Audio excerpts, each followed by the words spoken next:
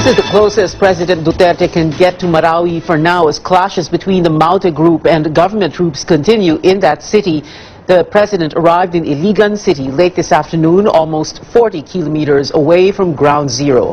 He's visiting the troops as well as the wounded in a hospital, and we just got word that he's skipping his planned visit to evacuees. Our senior correspondent, Ruth Cabal, has the latest for us from Iligan. Ruth, how is the president's visit there so far? Pia, President Duterte was firm in telling members of the military that he's got their backs and that he will support them all the way in the fight against the Maute group. During a visit at the Philippine Army headquarters here in Iligan City, the president explained that under martial law in Mindanao, the AFP and the PNP are sufficiently empowered to conduct operations against terrorists, like conducting searches without warrants. But Mr. Duterte also said he was willing to negotiate if some of the terrorists are open to it. But if they're not, for the out-and-out terrorists, he says he is ready to battle them head-on. The president explains how the Maute brothers started their operations in Mindanao, allegedly from the illegal drug trade.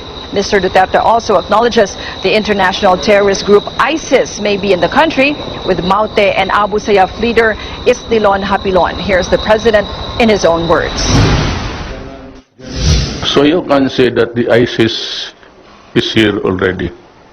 The fact that they were flying the flags, although masabi natin yung iba damay na lang, maybe disgruntled followers of a politician, o yung may galit sa gobyerno. So yan ang problema natin. And you're going to fight.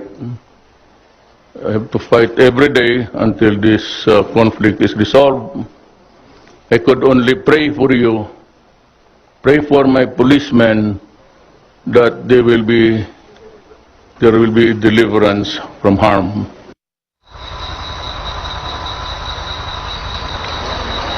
The president was also scheduled to visit an evacuation center here in Barangay Maria Cristina, but that event was canceled. As of this afternoon, more than 1,000 evacuees are here in Iligan City. According to the local city government, more than 500 students who evacuate from the MSU in Marawi City are also now at the Iligan Institute of Technology. Air-conditioned classrooms here were converted into sleeping quarters for the students. While students are grateful for being in a safer and more convenient environment, some are still emotional while recalling how they were trapped overnight inside their dorm rooms 5 kilometers from the center of Marawi City, where the Maute group raided and burned down several establishments. May part pa rin sa amin na dinadaanan lang namin siya sa tawa kasi hindi namin alam kung papasukin ba kami or paano ba to, and good thing siguro with the guidance of the Lord kay yung paano ba yung strength at saka yung parang yung na-activate yung faith namin sa kanya, kasi yung community din ng MSU hold on kami sa kung ano yung believe namin na tutulungan niya kami sa lahat ng mangyayari. Before heading back to Davao City, the president will visit wounded soldiers and one killed in action also here in Iligan City. Meanwhile, the Iligan City government says they have enough resources to take in more of the evacuees. They have opened up 2 new evacuation centers today. Pia? Ruth Cabal reporting from Iligan. Bumisita si Pangulong Duterte sa mga sugatang sundalo mula sa bakbakan sa Marawi. Sinaluduhan ni Duterte at pinarangalan ang bawat sugatang sundalo sa Adventist Medical Center sa Iligan City. Bukod sa financial assistance, may dagdag pang regalo ang Pangulo sa mga sundalo. Ang isa sa mga sundalo na si Corporal Joel Albeza na tinamaan ng granada sa iba't ibang bahagi ng muka at katawan, hindi raw maipaliwanag ang tuwa ng makaharap ang Pangulo. Bukod sa mga sugatan, bumisita rin si Pangulong Duterte sa punerarya kung saan nakaburol ang mga nasawi sa bakbakan sa Marawi. Kabilang dyan si Sergeant Marlon Baldovino, Private First Class Elmer Bueno at ang sibilyan na si Alan Descallar. Nagbigay rin ang Pangulo ng tulong sa mga namatayan. What's happening in Mindanao is no longer a rebellion of Filipino citizens in Filipino citizens. It has transmogrified into invasion by foreign terrorists who heeded the clarion call of the ISIS to go to the Philippines if they find difficulty in going to Iraq or Syria. The dream of the Maote group, which has pledged allegiance to the ISIS and to its flag, is to transform Mindanao into an Islamic state, or in their language, Daula Islamia. The infamous Abu Sayyaf Isnilon Hapilon has been declared by the ISIS as its emir or leader in the Philippines. Several groups have said they plan to question the declaration of martial law in Mindanao before the Supreme Court. Speaking with our senior anchor Pinky Webb on The Source, Supreme Court Senior Associate Justice Antonio Carpio said he expects these petitions. I expect a lot of petitions to be filed before the Supreme Court, and I don't want to comment on that yet because I don't want the other parties to force my inhibition. I want to participate, so I cannot comment. Catch the full interview with Senior Associate Justice Antonio Carpio on The Source Monday at 9 a.m. Magkasalungat ang pananaw ng dalawang dating pinuno ng bansa sa pagdeklara ni Pangulong Duterte sa martial law sa Mindanao.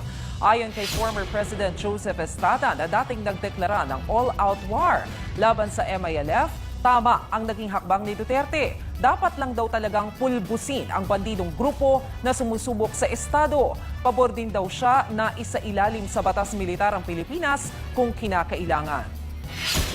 Believe ako doon, matapang lalaki. We have only one flag. One armed forces of the Philippines, period. Pwede ba may MILF, may MPA, wala ba yan? No. Siya lang bandera natin. Siya lang konstitusyon natin. Sino ang papatupad dyan? Di ba yung Pangulo?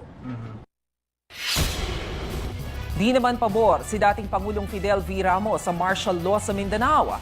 Ayon sa dating tagapagpatupad ng martial law ni Marcos, dapat daw na nilimitahan lang sa Lanao del Sur at karatig na lalawigan ang batas militar. Kontra rin si FVR na isailalim ang Visayas at Luzon sa martial law. Nangangamba din siya na baka bumagsak ang ekonomiya ng bansa pag tumagal ang martial law.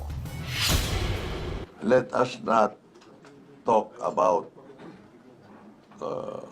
spreading it to the Visayas and to the rest of the Philippines. Let's talk about confining it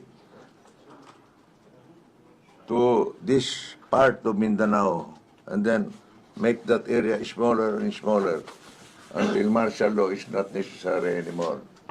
And let us not wait for 60 days to happen. Let's do it quickly. The sooner the better.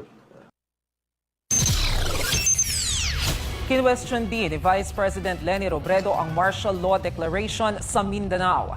Bakit pa raw kailangan ipatupad ito kung nasa state of lawlessness ang buong bansa matapos ang pagsabog sa Davao City noong Setyembre? No reason to fear, no reason to panic. Ito ang tiniyak ng palasyo kaugnay ng martial law na idineklara ni Pangulong Duterte sa Mindanao. Ayon kay Chief Presidential Legal Counsel Salvador Panelo, hindi masususpindi ang operasyon ng Constitution Civil Courts at Legislative Assemblies. Mabuti na rin daw ang intensyon ng Pangulo sa pagpapatupad nito kaya walang dapat ipangamba ang publiko. Dumipensa rin si Panelo sa mga nagsasabing labis ang pagdideklara ng batas militar. Sapat daw kasing basihan ang paglaganap ng karahasan dahil sa mga terorista sa Marawi. Ensayo ni Senador Manny Pacquiao para sa laban nila ni Jeff Horn, hinikayat ng pambansang kamao na ipagdasal ang mga sundalo at mga sibilyang nadamay sa gulo. Hindi rin daw natitinag si Pacquiao na mag-ensayo sa Jensan sa kabila ng martial law. Umaaksyon si Lynn Olavarrio. Suportado ni Senador Manny Pacquiao ang pagdedeklara ni Pangulong Rodrigo Duterte ng martial law sa Mindanao. Hindi raw siya nangangambang maaapektuhan nito ang kanyang training kung sakaling ipagpatuloy ang ensayo sa General Santos City. Okay lang naman. At least yung martial law ngayon, hindi katulad ng martial law nung based on 1935 Constitution. Ang martial law ngayon is based on 1987 Constitution, which is will last long 60 days only. Heavy favorite muli si Pacman sa kanyang WBO welterweight title defense kontra kay Jeff Horn sa Hulyo.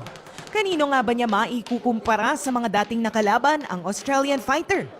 Algieri or Vargas? Na kayang-kayang kinakaw? Hindi natin masabi. Mahirap naman magyabang.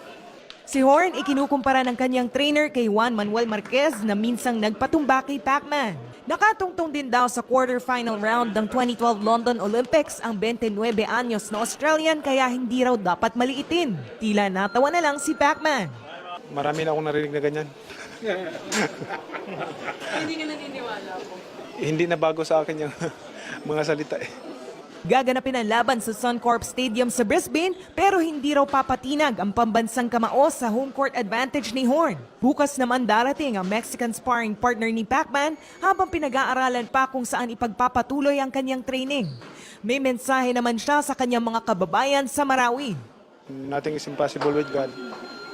Basta manalig lang tayo na iligtas tayo sa kapahamakan at ipagdasal din natin yung ating mga kasundaluhan, kapulisan na sabak sa bakbakan. Wala nang hindi sila matamaan o walang mangyaring masama.